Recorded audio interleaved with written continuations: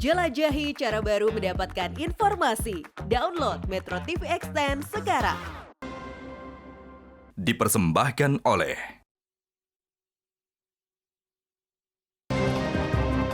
Sebagian menilai bahwa penetapan tersangka Panji Gumilang sudah tepat, tapi sebagian lainnya menilai ini kental dengan muatan politis di tahun politik. Bang Habib? Ya, jadi mungkin kita perlu menegaskan ini bukan kriminalisasi ya, karena pasal 156A itu masih eksis soal penodaan agama, dan di KUHP yang baru juga tetap ada. Kenapa dianggap penting perdebatannya waktu itu adalah bahwa sebagian besar masyarakat kita ini kan religius dan sangat sensitif soal keyakinan agamanya. Apabila tersinggung maka bisa menimbulkan ketidaktertiban sosial.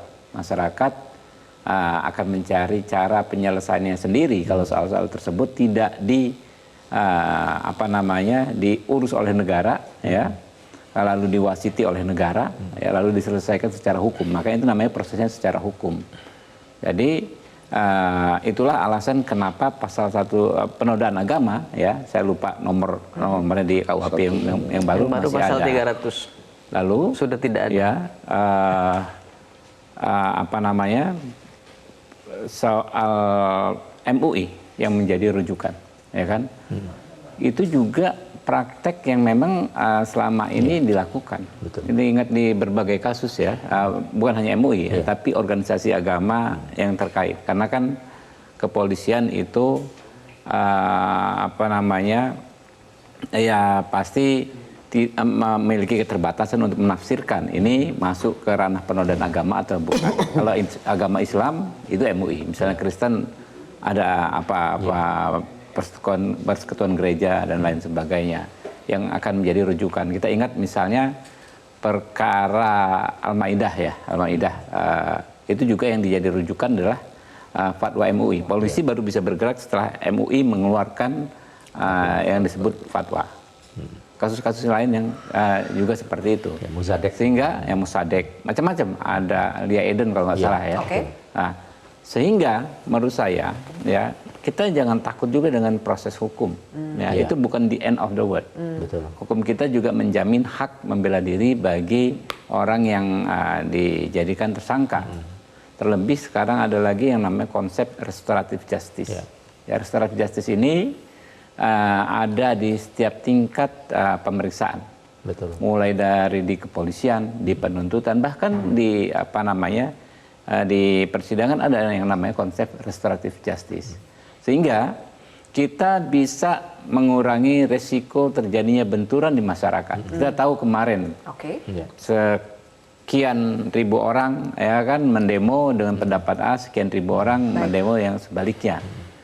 Ya, saya pikir ya sudah paling tepat dilakukan proses hukum. Betul. Ya, dan buktinya dasarnya juga ada, bukannya nggak ada. Tadi seperti dikatakan oleh Ustadz Iksan ya, ada pernyataan-pernyataan yang menurut banyak orang itu juga memang ya membuat kita bukan bingung, heran ya, kita juga pernyataan yang nggak umum lah. Makanya ditanyakan ke ulama kan ya. Baik. Jadi Bang Habib, Anda tidak melihat ini ada muatan politis yang terkait dengan tahun politik? Politis ya? Itu saya pikir susah. Kalau kita ini kan soal hukum dinilai dengan asumsi-asumsi, ukurannya seperti apa. Ya kita tentu tidak boleh melarang orang berasumsi, ya kan?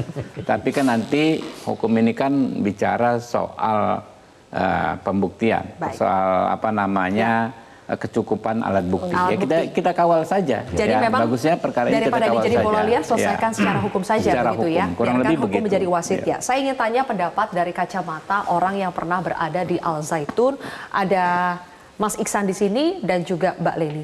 Kalau Mas Iksan, Anda kan pernah bilang sebelumnya bahwa gonjang-ganjing Panji Gumilang ini meresahkan bagi alumni, santri, bagi alumni juga. Kalau setelah ada penetapan tersangka Panji, menurut Anda ini justru akan jauh lebih baik atau akan tetap saja polemik itu akan terus bergulir? Untuk langkah pertama ini penetapan penistaan agama, ya ini udah langkah yang awal yang bagus. Tapi dari pertama saya sekolah di sana, dari tahun 2002, 2012, kemarin tahun 2017 sampai hari ini, setiap muncul kasusnya AS Panji Gumilang itu selalu muncul ke publik tentang isu NII. Itu yang sebenarnya yang kami harapkan untuk dibongkar oleh negara. Ini apakah itu pasalnya makar kayak gitu. Karena kalau cuma sebatas di penodaan agama atau penistaan agama ini, saya yakin nanti 5 tahun, 10 tahun ke depan ini akan terulang lagi. Korbannya kami lagi, alumni, kayak gitu. Oke, terstigma lagi. Terstigma begitu ya? lagi. Oke, Mbak Leni setuju jangan berhenti hanya di penodaan agamanya saja, tapi justru bongkar, betul atau tidak NI-nya itu di Al Zaitun? Iya, betul. Kenapa Mbak itu harus diselesaikan saat ini juga? Ya karena sudah berlarut-larut ya, sudah berpuluh tahun juga kan. Ini juga memang sudah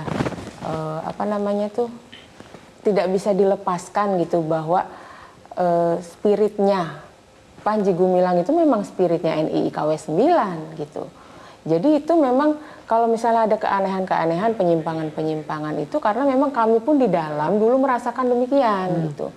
Lebih aneh lagi bahkan laki-laki dan perempuan itu dinikahkan itu tanpa wali. Padahal dia masih punya ayah. Kalau perempuan kan di Islam itu kan harus dengan ayah kandungnya gitu. Itu yang sudah terasa penyimpangan-penyimpangan itu. Iya. Dengan Panji Gumilang sebagai tersangka, menurut Anda aktivitas NII di Al Zaitun akan tetap berjalan atau justru akan vakum? Masih berjalan. Mohon maaf, aktivitas NII itu bukan di dalam Al Zaitun, tapi ada di tengah-tengah masyarakat. Iya. Dan apakah itu akan berhenti dengan penetapan Panji Gumilang sebagai tersangka? Tidak juga. Jadi saya dapat informasi juga dari teman-teman gitu yang masih aktif di dalam itu juga memang masih menghimpun dana gitu. Justru dengan ditahannya imam mereka itu, pemimpin mereka itu, mereka berusaha lebih gencar lagi untuk menjalankan program gitu. Infak-infaknya termasuk salah satunya Jamas itu yang jalan menuju masyarakat sejahtera. Sebelumnya itu adalah jahe menanam masjid itu. Membangun masjid. Kepanjangannya. Oke. Kalau imamnya sudah tidak ada, disetorkan kepada siapa dana-dana itu? Ya mungkin ada regenerasi restrukturisasi tentunya ya. Jadi walaupun imamnya ditahan itu tidak juga tidak juga berarti program berhenti gitu. Jadi bisa saja kalau komunikasi kan lebih mudah. Tidak serta-merta menghentikan aktivitas NII ya. Sebetulnya dari pihak sini merasa masih banyak PR. Jadi penetapan tersangka Panji Gumilang itu mungkin hanya pintu masuk. Bagaimana dengan kasus-kasus lainnya? Kita akan bahas lagi pemirsa usai jeda.